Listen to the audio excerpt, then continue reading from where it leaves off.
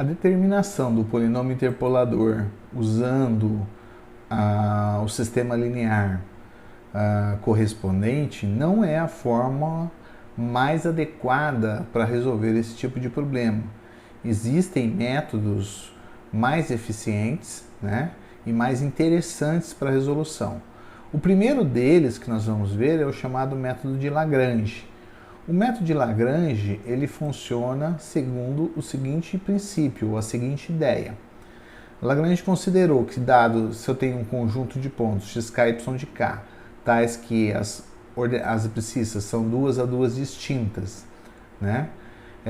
Ele tentou expressar o polinômio interpolador na forma da soma de um produto de polinômios, na forma de soma de um produto de polinômios por determinadas constantes, onde essas constantes são exatamente os y de k dados. E a ideia dele foi o seguinte: bom, se eu vou escrever o meu polinômio como se fosse esta condição, né, y0 como sendo L0 de x, mais y1 vezes o L1 de x, mais o yn, o ln de x. Então, para que eu consiga que o valor seja, o Pn de x0 seja igual ao y0, eu preciso que esse valor aqui seja 1 e esses outros valores aqui sejam todos diferentes, sejam todos iguais a zero, tá? Ou seja, eu preciso que Li de x0 seja 0 para o i de 1 até n e o L0 de x0 seja 1. Da mesma forma, se eu quero obter o fato de que o Pn de x1 é igual ao y de 1, então eu preciso que esse cara seja 0 para que esse desapareça, eu preciso que esse seja 1 para que o y1 continue, e eu preciso que os demais também sejam 0. Ou seja, eu preciso que L1 de x1 seja 1 e Li de x1 seja 0, se o i for 0, 2, 3 até n, tá? Então você vê que basicamente o que ele quer que os polinômios LK satisfaçam a seguinte condição. Opa, fui demais. Ele quer que satisfaça então a seguinte condição. O LK aplicado num certo xj ou xi, né, vai ser 1 se o k for igual a j e vai ser 0 se o k for diferente de j. Se existir polinômios que satisfaçam essa condição, o meu polinômio interpolador pode ser facilmente determinado, né?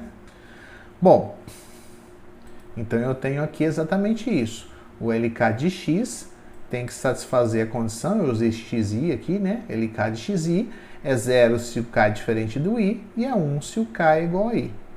Ora, mas dizer que LK de xi é igual a 0 para todo k diferente de i significa que aqueles valores xi com i diferente de k são raízes desse meu polinômio. E se um número é raiz do polinômio, significa que aparece um fator da forma x menos xi nesse polinômio.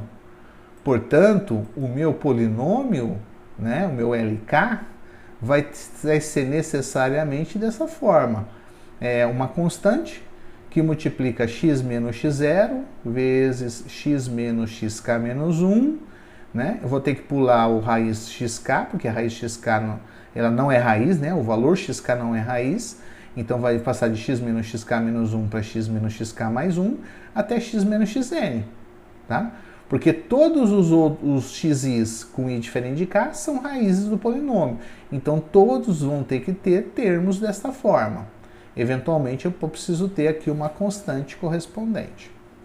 Ora, mas são duas condições. Eu preciso também ter a condição de baixo. Que se o k for igual a i, tem que dar 1. Né? Ou seja, se eu jogar um xk aqui, tem que dar 1. Mas então, quando eu faço LK de xk igual a 1, significa que isso aqui vai dar 1 e aqui vai aparecer A vezes xk menos x0, xk menos xk menos 1, xk menos xk mais 1, xk menos xn. A mesma expressão substituindo o x pelo xk.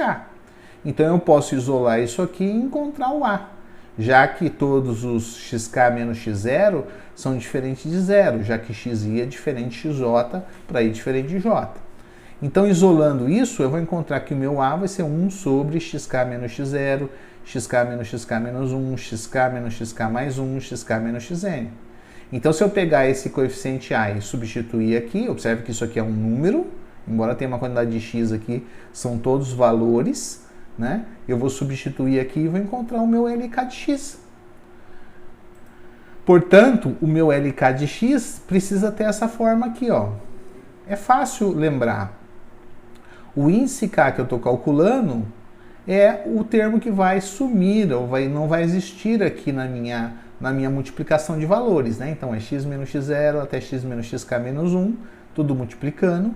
Eu pulo o xk, aí eu venho x menos xk mais 1 até x menos xn, tá?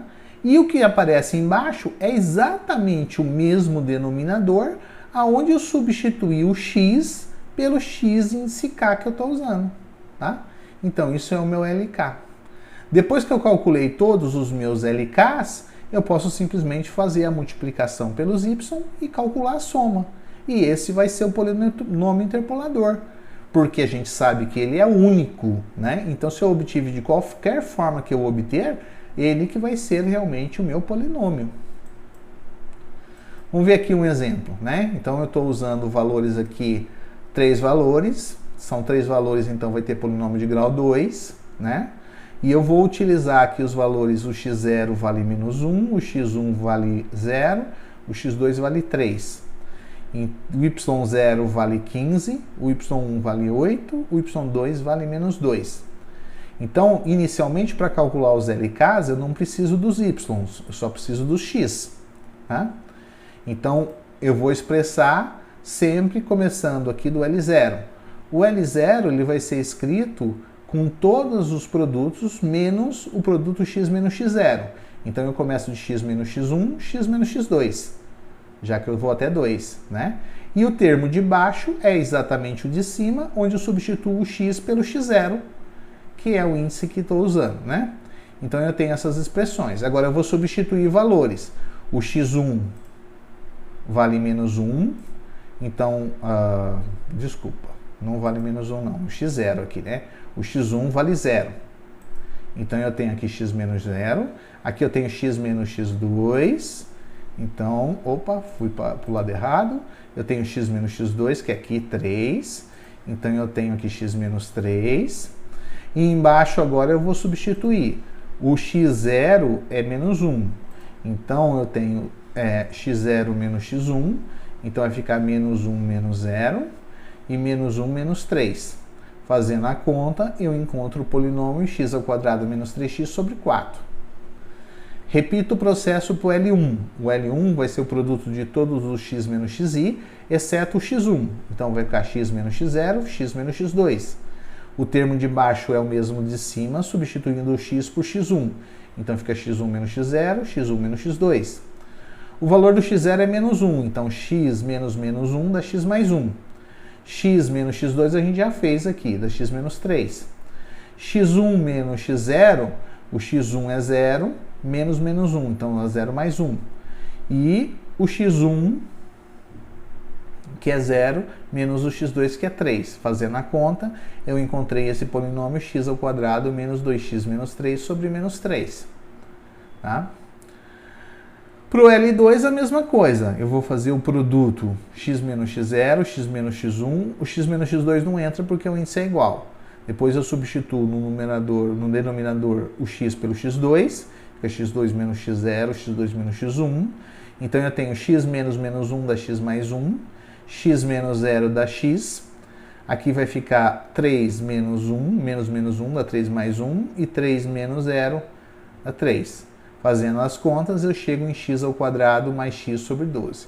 Esses são os polinômios L0, L1, L2 que eu vou usar para encontrar o polinômio interpolador. Agora sim eu vou pegar os valores das minhas funções. Eu vou pegar o y0 e multiplicar pelo L0.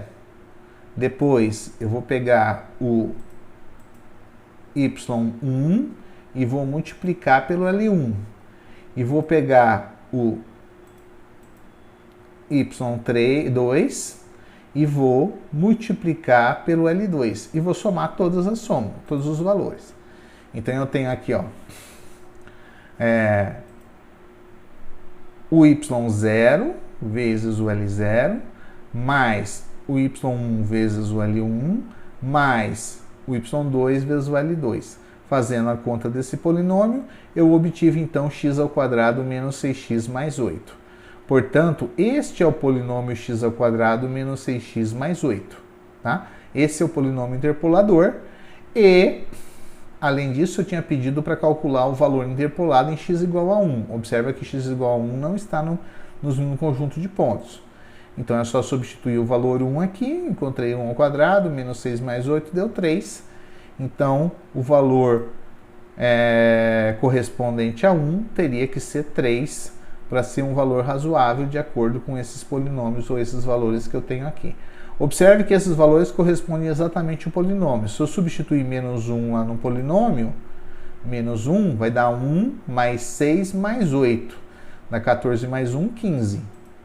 Que é o que eu tenho aqui. Se eu substituir 0, dá 0, 0 mais 8. Que é o que eu encontrei aqui. E finalmente, se eu substituir 2, vai dar 4.